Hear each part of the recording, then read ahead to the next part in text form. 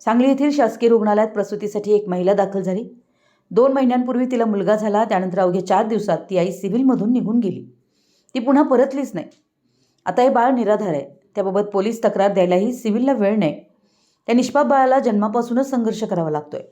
दरम्यान पोलिसांनी तक्रारीसाठी रुग्णालयास पत्रव्यवहार केलाय म्हणे, पण हे रुग्णालय ऐकणारं नाही। शासकीय रुग्णालयात दररोज शेकडो रुग्ण उपचारासाठी येतात। गरिबांचा आधारवड म्हणून या रुग्णालयाकडे पाहिलं जातं।